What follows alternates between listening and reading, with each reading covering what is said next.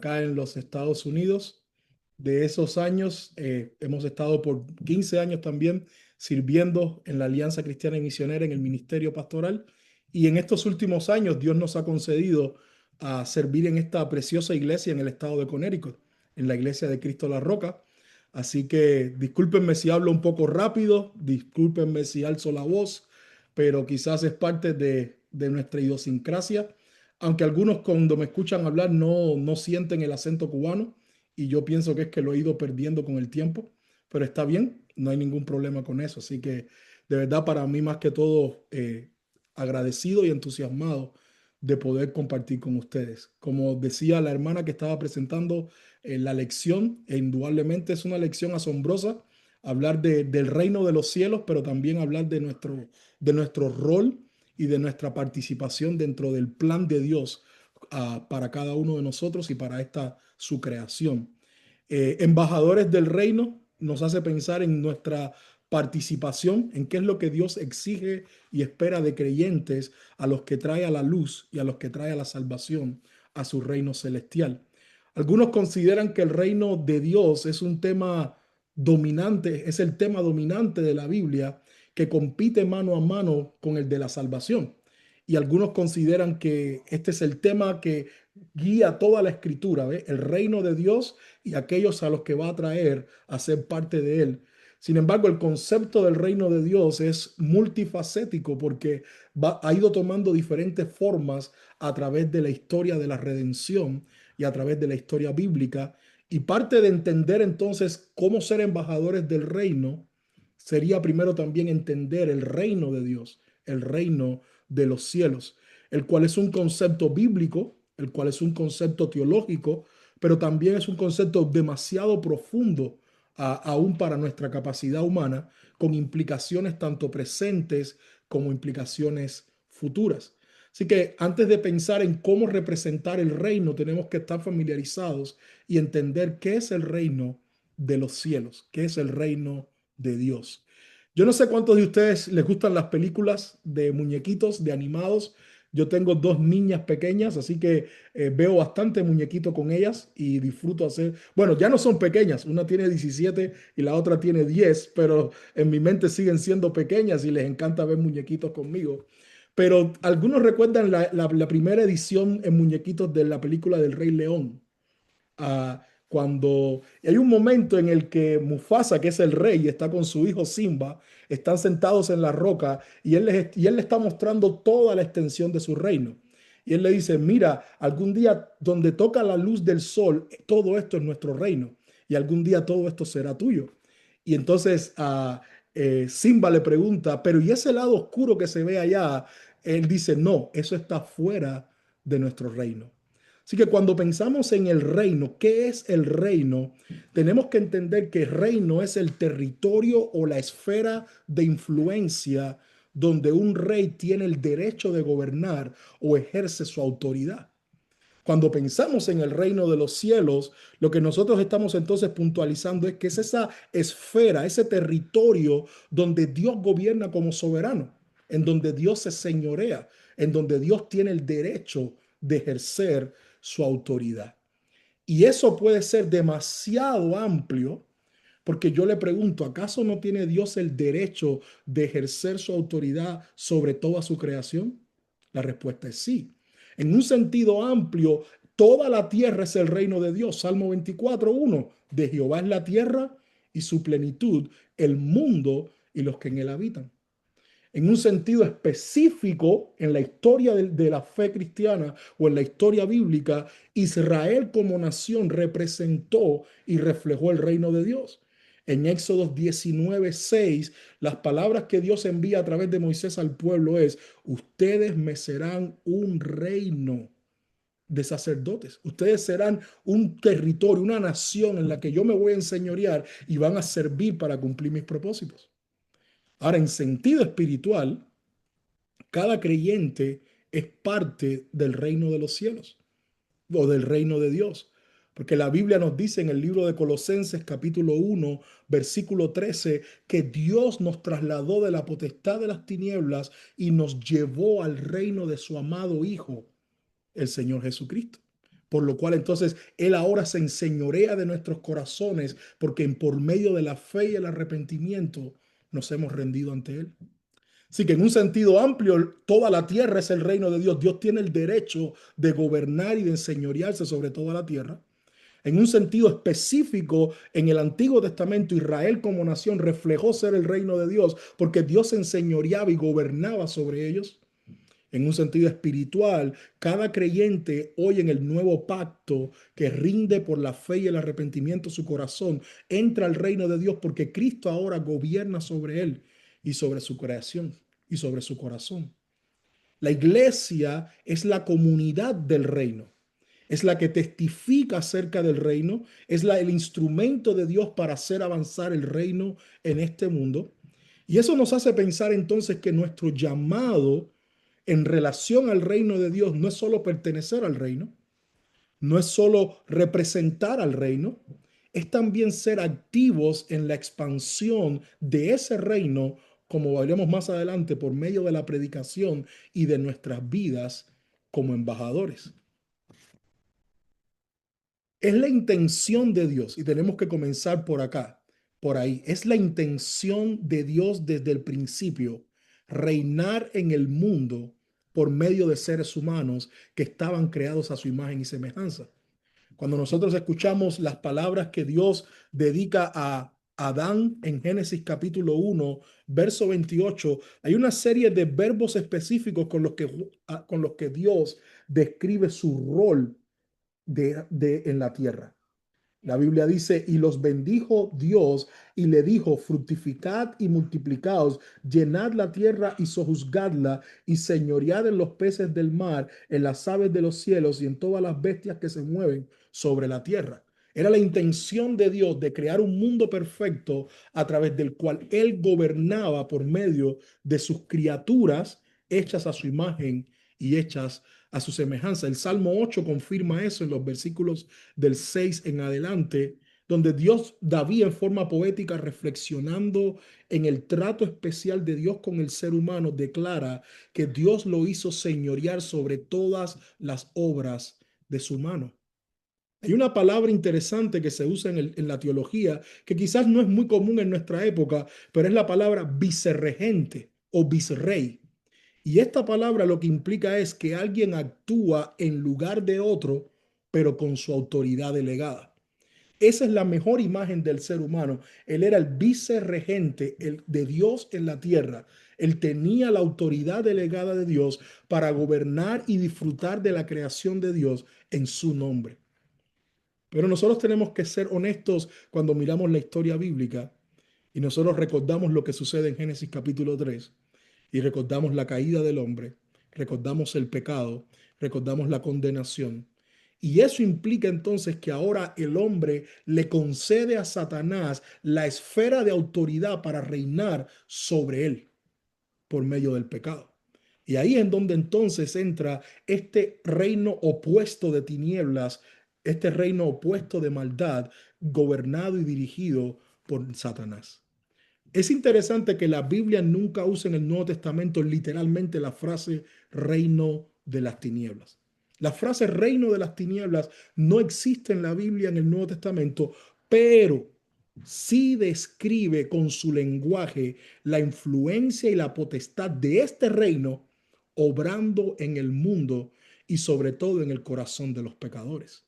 Así como el corazón que se rinde por medio de la fe y el arrepentimiento ahora es una esfera en donde Dios reina y gobierna, indudablemente el pecado es una esfera en donde el territorio que se le concede es a Satanás.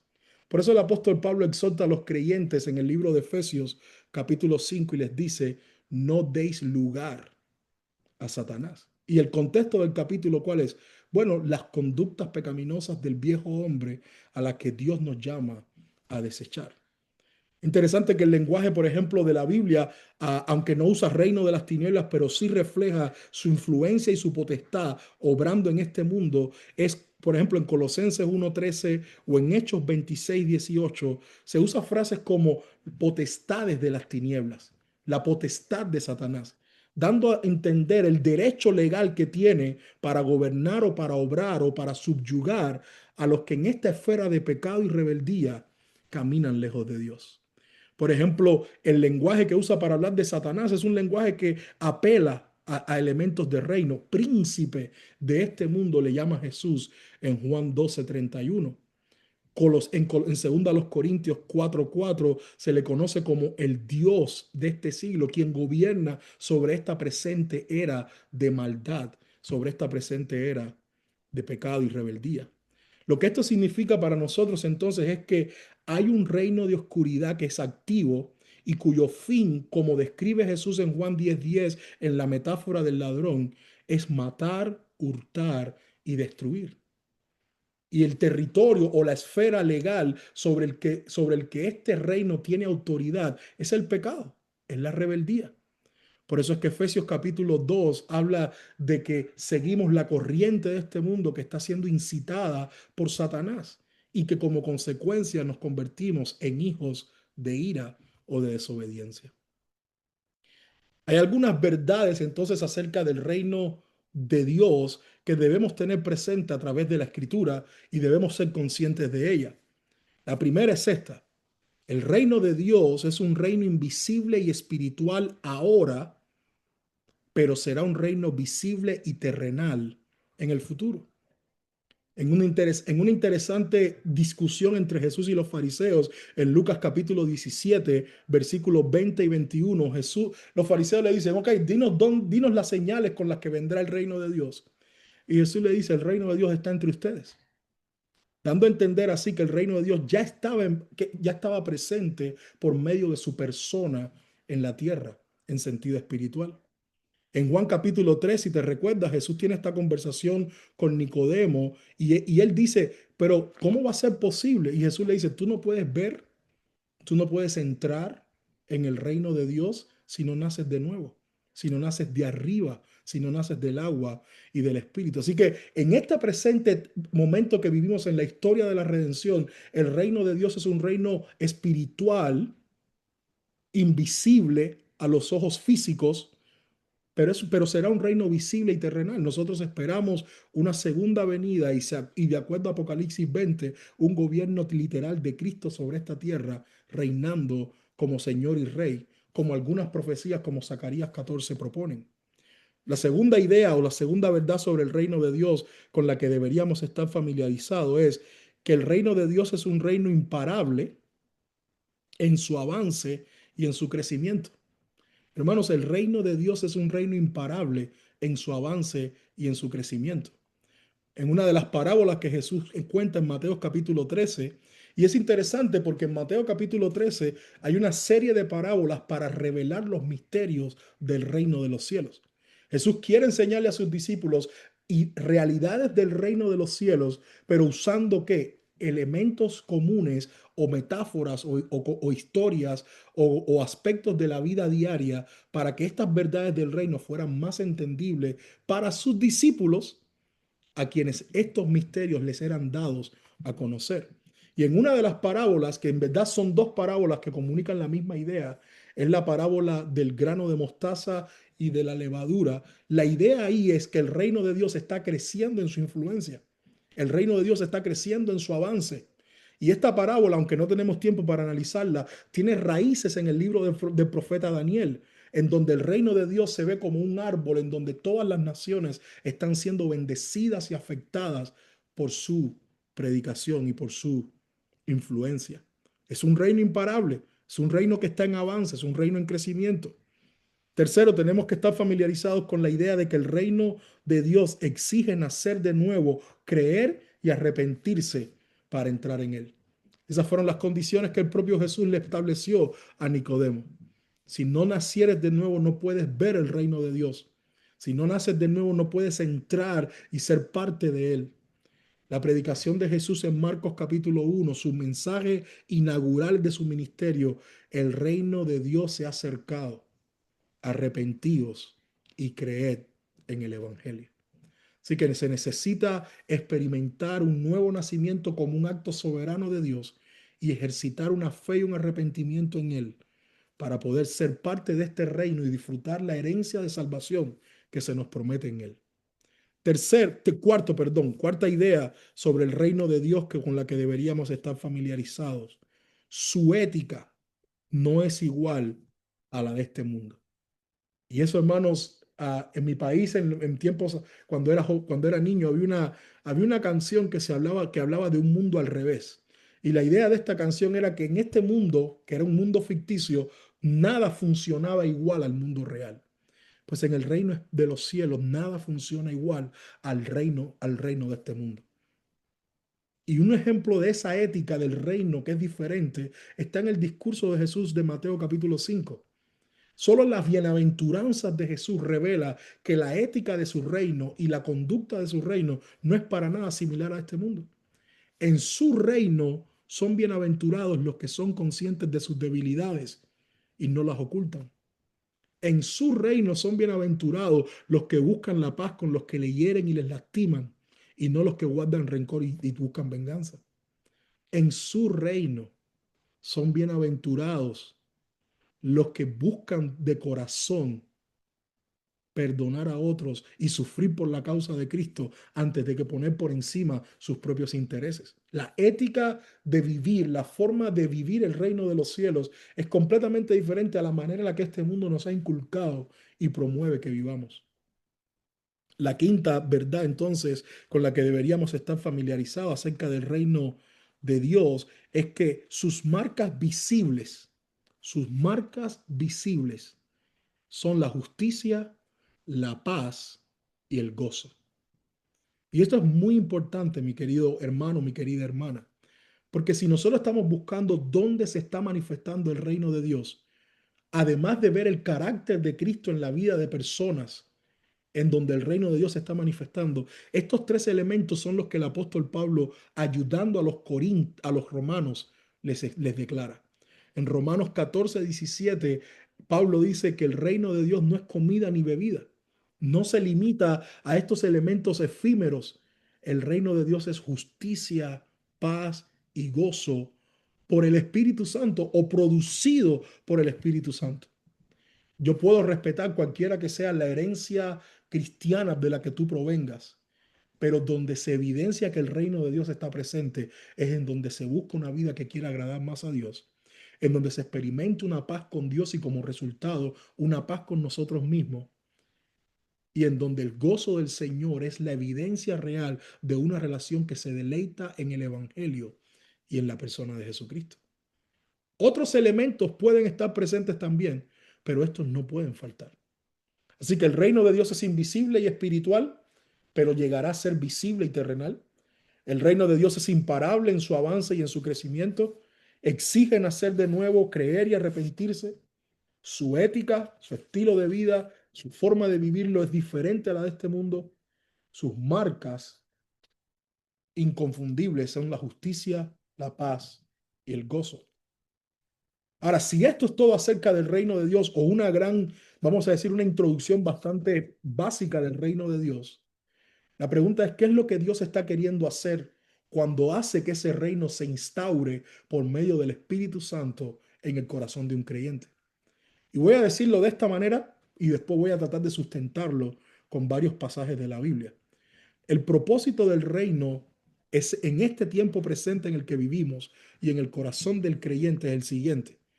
La intención de Dios es restaurar por medio de Cristo en pecadores aspectos dañados de su imagen y transformarlos para que ahora le representen dignamente en el mundo. El punto es volver al inicio, que el hombre ahora pueda reflejar a Dios y la imagen de Dios, pero en esos aspectos que fueron dañados. Ahora, yo quiero que escuche este texto que quiero compartir contigo para que veas cómo Pablo usa un lenguaje que es un eco directo de Génesis capítulo 1 y de la creación del hombre. En Colosenses capítulo 3, versos 9 y 10, mira lo que el apóstol Pablo le está escribiendo a estos creyentes. Y él dice, no mintáis los unos a los otros, habiéndoos despojado del viejo hombre con sus hechos y revestidos del nuevo, el cual, conforme a la imagen del que lo creó, se va renovando hasta el conocimiento pleno. Pablo está usando esta metáfora de un viejo hombre para hablar de nuestra antigua naturaleza pecaminosa y un nuevo hombre para hablar de la nueva identidad que por medio de la persona y la obra del Espíritu Santo y la salvación experimentamos en Cristo. Y él está diciendo que este nuevo hombre que todo creyente experimenta es creado a la imagen, es creado a la imagen de Dios. Y por ende está restaurando en él aspectos de esa imagen de Dios que fueron dañados. Lo que Pablo no hace en este texto es decirnos cuáles. ¿Cuáles son esos aspectos de la imagen de Dios que Dios está restaurando por medio de Cristo en aquellos en los que gobierna en su reino en el corazón de los creyentes? Pero lo bueno de tener toda la palabra de Dios, lo bueno de tener toda la Biblia, es que nosotros podemos encontrar este mismo lenguaje y un pasaje paralelo al de Colosenses en el libro de Efesios. Y ahora mira cómo la misma imagen de un viejo hombre y un nuevo hombre que está siendo creado a la imagen de Dios, está y siendo formado en nosotros y en nuestro carácter. Pero específicamente Pablo ahora sí declara en qué aspecto está siendo restaurada esa imagen. Efesios capítulo 4, verso 24 dice, voy a leer el 23 también, perdón, voy a leer desde el 22, Efesios capítulo 4, 22, 23 y 24. Y dice así, en cuanto a la pasada manera de vivir, despojados del viejo hombre. Toda nuestra vida antigua en rebeldía y en desobediencia representa el viejo hombre, que está viciado conforme a los deseos engañosos y renovados en el espíritu de vuestra mente y vestidos del nuevo hombre. Esta es la nueva creación que Dios está llevando a cabo en el corazón de aquellos que viven y son parte de su reino por medio de Jesucristo, de la fe en Jesucristo.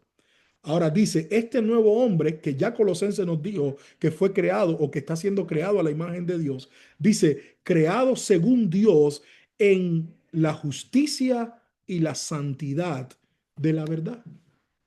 Estos son los dos aspectos de la imagen de Dios que fueron dañadas por el pecado y que Dios está restaurando intencionalmente en la nueva creación, en sus hijos, por medio de su reino.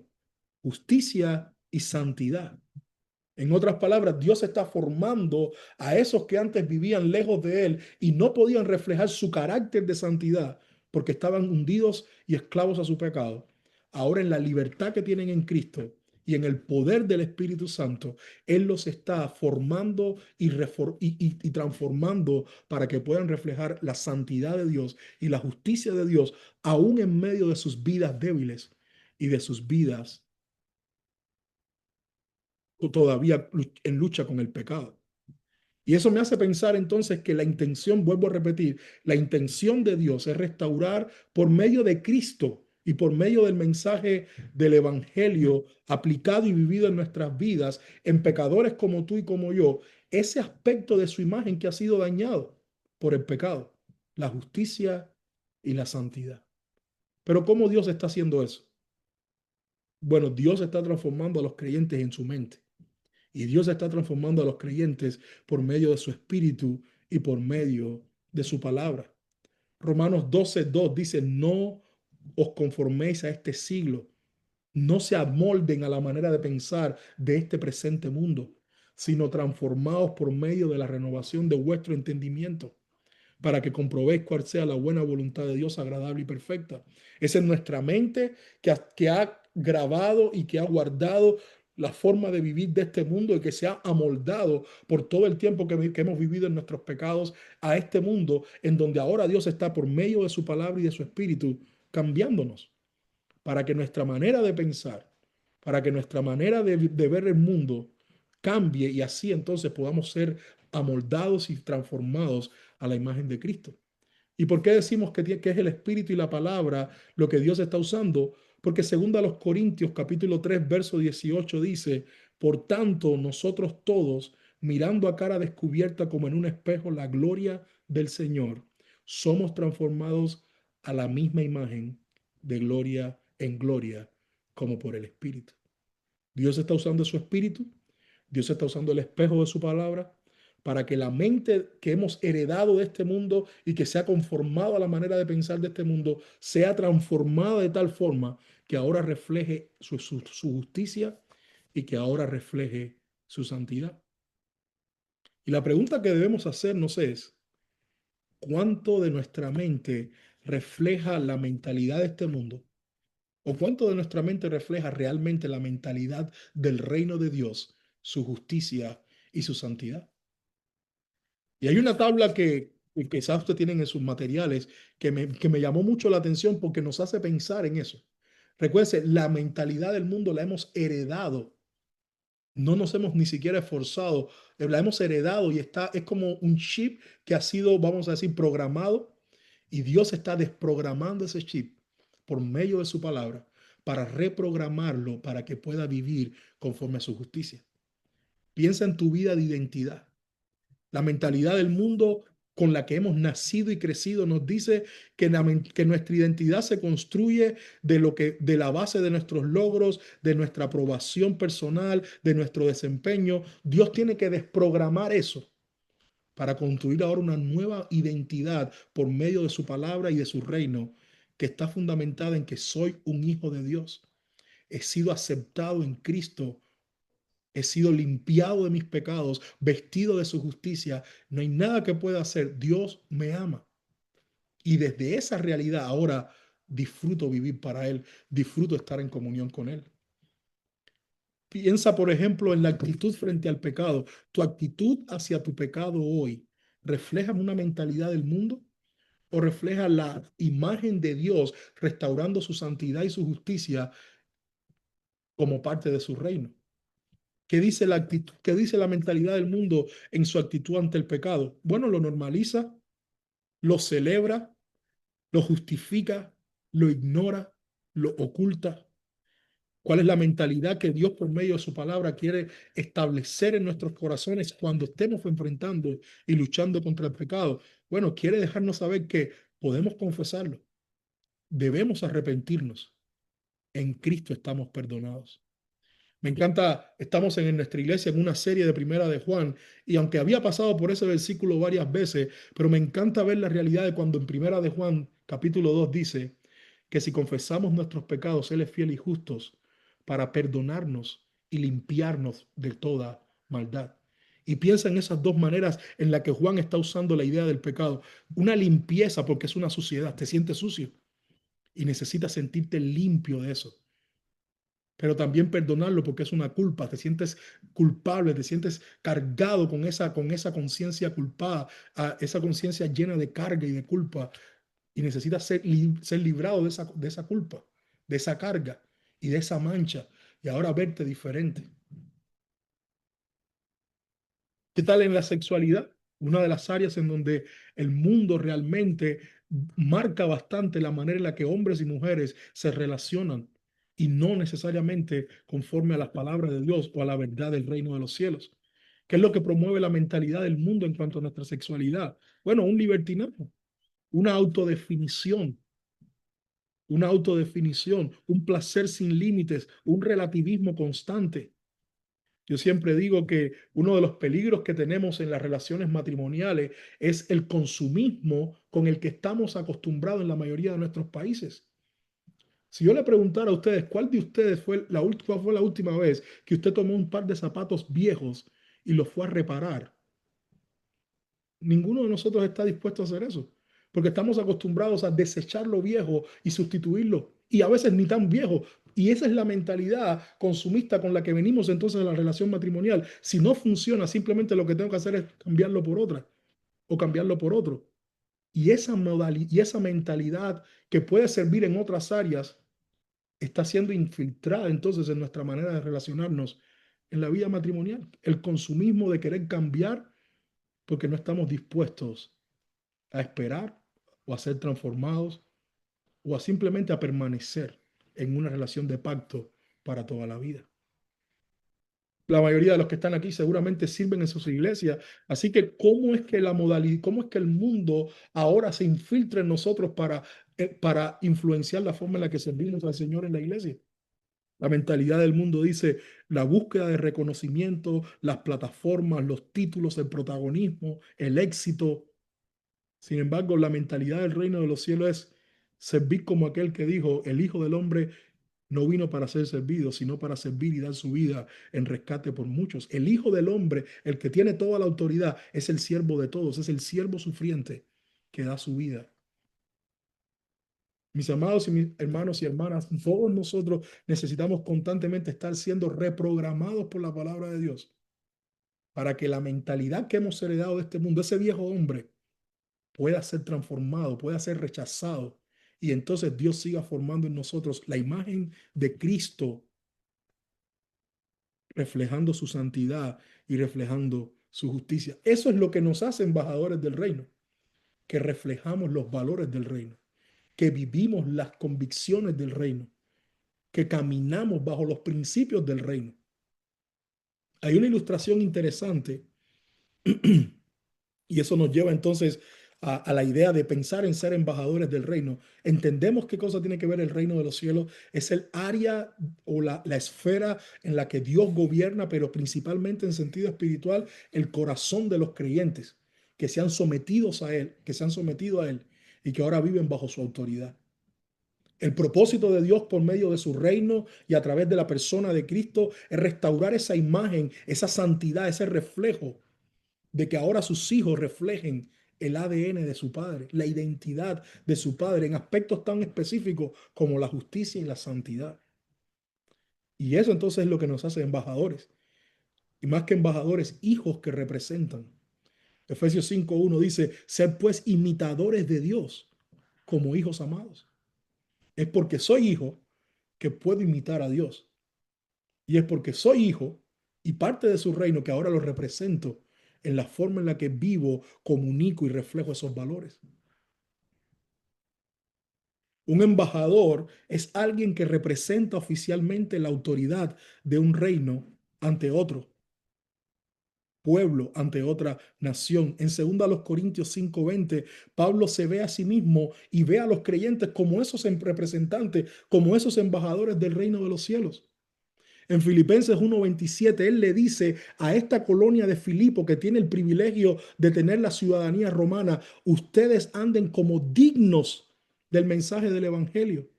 Y esa palabra griega, dignos, tiene que ver como alguien que está a la altura de la ciudadanía que posee. Ellos lo sabían. Ellos como filipenses tenían que vivir como dignos de ciudadanos romanos por el privilegio que se les había dado. Pablo dice, ustedes tienen la ciudadanía celestial y para eso es que deben andar como dignos, como hijos de Dios. Pero tenemos que recordar esto. Cuando los hijos de Dios no viven a la altura del llamado que Dios les ha hecho, del poder que Dios les ha dado en su reino y de las verdades de su palabra, su nombre es blasfemado. Y por eso Pablo le recuerda a los judíos, quienes en algún momento fueron como nación un reflejo del reino celestial o del reino de Dios en la tierra. Pablo les recuerda en Romanos 2:23 al 24. Romanos capítulo 2, 23 al 24. Y él les dice, tú te jactas de la ley por ser judío. Y créeme que el nombre de Dios es blasfemado entre los gentiles por causa de vosotros. Esa es una advertencia para nosotros también hoy. El reino espiritual de Dios reflejado en la iglesia que comunica, en la iglesia que es la comunidad que promueve y que refleja el reino de Dios. Así como Israel lo hizo mal, si la iglesia lo hace mal, el nombre de Dios también será blasfemado. Pablo dice en Tito capítulo 1 que hay muchos que profesan conocer a Dios, pero con sus hechos lo niegan. Entonces, para cerrar en este momento, ¿qué pasos prácticos podemos tener en mente para actuar como un embajador? Entendiendo que el llamado es a vivir en la dignidad, bajo los valores, con los principios del reino de los cielos que se reflejan en su palabra. ¿Qué pasos podemos prácticos dar para comenzar a vivir como un embajador, como alguien que representa este reino de Dios y al rey por sobre todas las cosas? Bueno, lo primero es afirmar nuestra identidad como hijos de Dios. Hermanos, la fe empieza por afirmar esta identidad, por disfrutar esta relación íntima que tengo con Dios. Segundo paso, desarrolla una intimidad con Él. Disfruta pasar tiempo con Él para que entonces puedas desplegar su aroma. Pablo dice en primera a los Corintios, desplegamos el aroma de Cristo por todos los lugares. Disfruta estar con Él para que sea evidente que el aroma que reflejas en tu manera de vivir viene de Él. Sométete a la autoridad y a los valores de su reino. Nosotros no podemos decir que representamos a un reino o que vivimos en un reino del cual nos vivimos en sometimiento, en sumisión a la autoridad. Por último, comparte y anuncia ese reino y su rey. Comparte y anuncia al reino y a su rey. ¿Cómo no decirle a este mundo que tenemos un rey que es digno y que nos sometemos a él por amor y que sus ofertas son de bendición para los que caminan en comunión con él? Que salgan de la tiranía de Satanás y de la esclavitud de Satanás para venir a la comunión preciosa con Jesús por medio de su palabra. Esta es mi última exhortación para ustedes, mis queridos hermanos y mis queridas hermanas. Mientras seguimos orando como Mateo 6:10 nos enseña, Señor, venga a tu reino.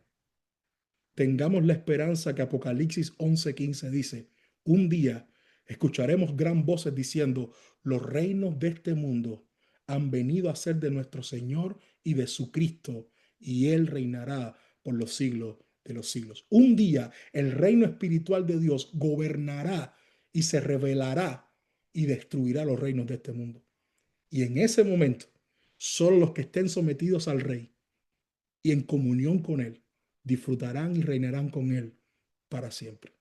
Oremos, venga tu reino, y esperemos que el reino de este mundo sea destruido por nuestro Señor Jesucristo en su venida. El Señor les bendiga. Déjenme orar por ustedes.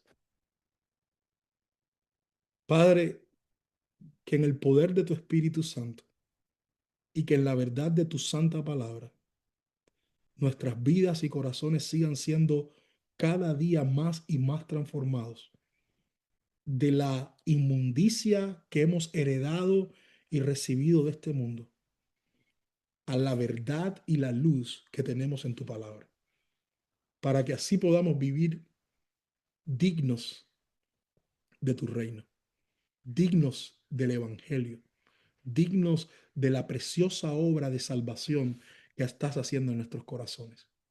Que podamos recordar que tenemos el poder de tu Espíritu para resistir, rechazar y renunciar los deseos de la carne y la vida que representa a este mundo, y que podemos vivir en la santidad que viene de ti solo por tu gracia, solo por fe y solo por Cristo.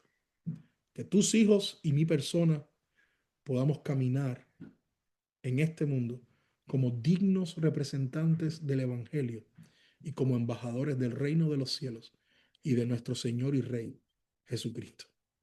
Te pedimos eso en el nombre poderoso de Jesús. Amén, amén y amén. De verdad, muchas gracias. Un placer estar con ustedes, de verdad. Gracias, Vanessa. Gracias a todo tu equipo, el liderazgo de este ministerio. Una gran bendición. Que el Señor les bendiga.